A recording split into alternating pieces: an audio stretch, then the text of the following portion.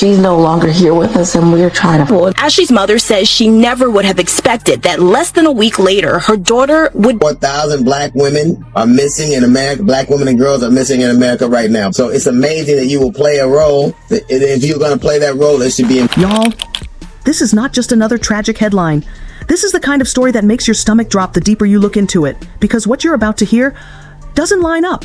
This was supposed to be a celebration, a birthday, an engagement, a soft life moment the internet couldn't stop obsessing over. Luxury trips, designer everything, a millionaire fiancé, a woman who looked like she had finally won.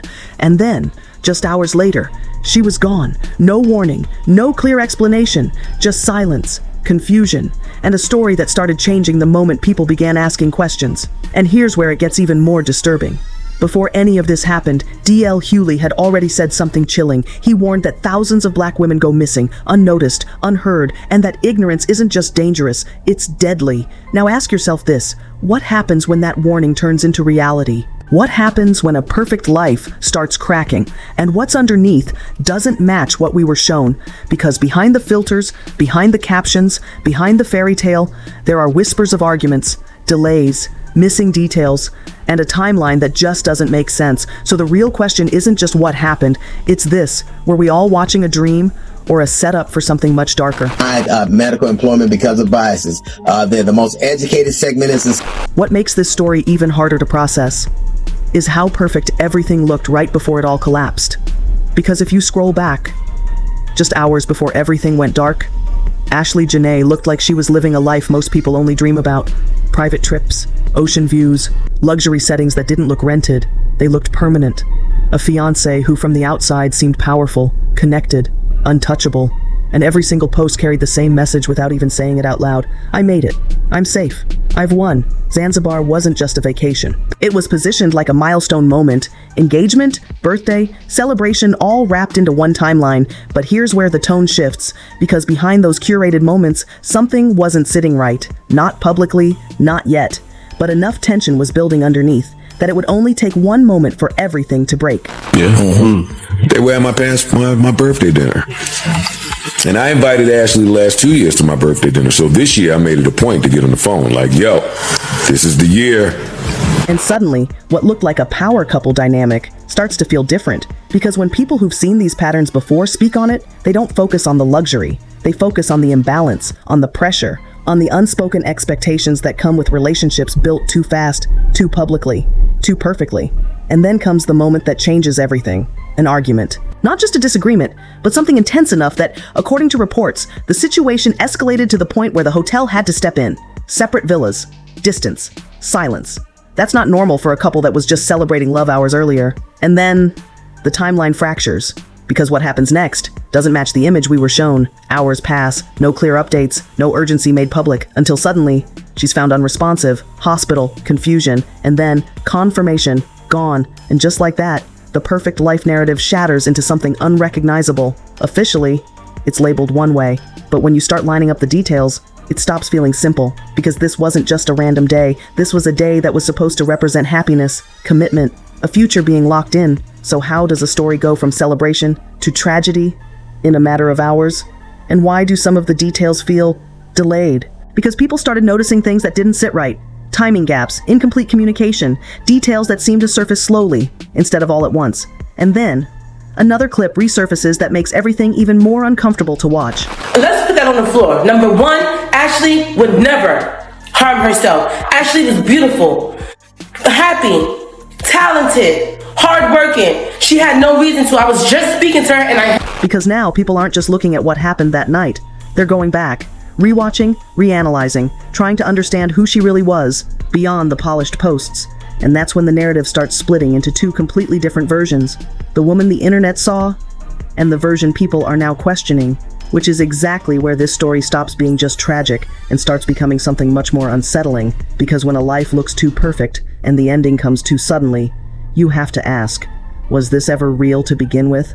Or were we all just watching an illusion unravel in real time? And this is where everything takes a darker turn, because what was already a confusing timeline suddenly becomes something much bigger, not clearer, more chaotic, Because while authorities are trying to keep the narrative simple, the internet is doing the exact opposite. It starts with whispers, then screenshots, then full-blown theories spreading faster than anyone can control, and right in the middle of all of this, something drops that changes the entire tone of the conversation. An alleged insider comment, not confirmed, not verified, but loud enough, detailed enough that people can't ignore it. A post claiming that the life everyone was watching might not have been what it seemed, that the relationship itself might not have started the way people thought, that what looked like love might have had a completely different foundation. And once that idea enters the conversation, everything shifts, because now people aren't just asking what happened that night. They're asking, who was she really? And what kind of situation was this actually? Because if even a fraction of those claims are true, then the perfect life narrative doesn't just crack, it collapses. And right when that tension peaks, another layer gets added. Joe McCann is no longer just a fiancé in the story. Now he becomes part of a bigger question: power, control, and the possibility of imbalance. Because online discussions start pointing at patterns, age differences, financial gaps, lifestyle dependencies, and suddenly, what looked like a fairy tale starts to feel uneven. Then comes another digital breadcrumb, a second Instagram account, allegedly linked, quietly deleted, no explanation, no statement, just gone. And in internet culture, nothing disappears without raising suspicion, which is exactly why this next moment hits even harder. But I know as fact, because I took some pictures from that page. Ashlee had another Instagram page. It's been taken down. Because now, this isn't just speculation anymore, it's pattern recognition, people connecting dots, whether they belong together or not. And that's where things get dangerous, because once a narrative forms online, it doesn't slow down, it accelerates. And then comes the warning. In every direction, not just one direction. Which means that as we are going to expose Joe for who and what he is, and that warning changes how you look at everything, because now the question isn't just about her, it's about the system around her, social media, perception, the pressure to maintain an image, even when reality is falling apart behind the scenes. Because let's step back for a second. You have a luxury lifestyle being shown publicly, expensive gifts, high-end travel, a relationship that looks financially secure, but then a GoFundMe appears. And that contradiction alone raises a question no one can ignore. If everything was as perfect as it looked, why was help suddenly needed? Where did the money go? Or more importantly, was that lifestyle ever real to begin with? And now, we're at the most uncomfortable part of this story, because this is where theories split into two sides. One side says, this was a happy woman, in love, living her dream life. The other side says, this was something else entirely, something transactional, something controlled, something that looked glamorous on the outside, but came with hidden costs, no confirmed proof, just speculation, but strong enough that it refuses to die down. And through all of this, one thing remains unchanged: the timeline, the argument, the separation, the delay, the unanswered gaps. Because no matter what version people choose to believe, those details are still there, and they still don't fully make sense. Which brings everything back to the same haunting question: how does a woman go from celebrating her life to losing it in just a few hours? And more importantly, why does every new detail make the story feel less clear instead of more? And this is the point where the story stops feeling like speculation and starts feeling like something much heavier. Because up until now, everything could still be explained away. A tragic situation, a complicated relationship, a confusing timeline. But then, a new voice enters the conversation, not a random commenter, not an anonymous account, someone who claims to be close. And when that happens, the tone shifts instantly. Of what they think may have happened to my friend. It's clear as day that this man murdered and killed my friend. He tried. And just like that, the word no one wanted to say out loud is now being said. Not confirmed, not proven, but powerful enough to shake everything. Because once that accusation enters the narrative, this is no longer just about a tragic incident. Now it becomes something else entirely. Now people aren't just questioning the timeline, they're questioning the truth behind it. Because let's go back again, the argument, the separation into different villas, the hours of silence, the delayed call. Individually, they raise eyebrows. But together, they start to form a pattern that feels uncomfortable. And that's exactly why this moment hits so hard. Because now, every single detail from before starts getting reinterpreted. That argument? Was it just emotional? Or something more serious? That separation? Was it for safety or control? That delay? Was it confusion? Or something being figured out before anyone else could see it? And this is where things become dangerous, because when a case lives in that gray area, people fill in the gaps themselves, and the internet has already made up its mind in two completely opposite directions. One side is still holding on to the official explanation, saying this is being blown out of proportion, that grief is being turned into conspiracy, that sometimes tragedy doesn't need a deeper meaning. But the other side, they're not convinced. Not even close, because to them, the inconsistencies are too loud to ignore. The timeline doesn't sit right. The communication feels delayed, the details feel incomplete, and now, with someone close allegedly speaking out, that doubt turns into suspicion. And suspicion turns into something much harder to control, because here's the reality no one wants to admit. Once people believe something doesn't add up, they don't let it go. They dig, they question, they connect dots, even if those dots were never meant to be connected. And suddenly, this isn't just about Ashlee anymore.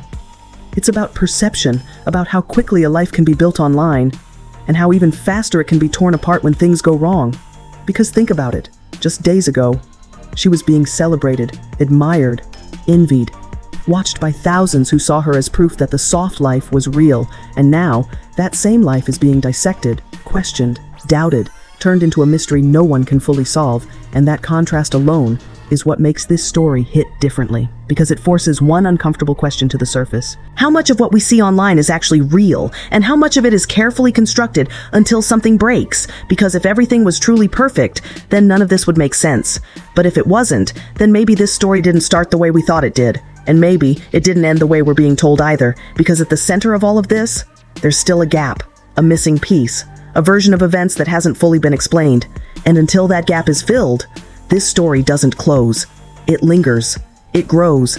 It keeps pulling people back in, because the truth still feels just out of reach. And that's the part that makes this unsettling. Not just what happened, but the possibility that what we think happened might not be the full story at all. And now we're left staring at a story that refuses to sit still, because every version of it feels incomplete. A woman who looked like she had everything, gone in hours. A timeline that raises more questions than answers. Voices online getting louder, not quieter. And the truth? Still missing. Because no matter which side you believe, something doesn't fully add up. The celebration, the argument, the silence, the delay, it all collides into one uncomfortable reality. We don't know what really happened that night. And maybe that's exactly why this story won't go away. Because people don't obsess over clear answers. They obsess over gaps, over contradictions, over that feeling in your gut that something is being left out. And right now, that feeling is everywhere. Some are calling it a tragic ending, others are calling it something much darker. But until every detail is laid out, until every timeline is confirmed, until every voice is heard, this isn't closure. This is a mystery still unfolding in real time. And here's the part that hits the hardest. While the internet debates, while theories spread, while narratives fight for control, a life is still gone, a family is still searching for peace, and questions are still unanswered. So now it comes down to you. Do you believe this was exactly what it's being called? Or do you think there's something deeper hiding beneath it all? Because one thing is clear, this story isn't over. And the more people look into it, the harder it becomes to ignore.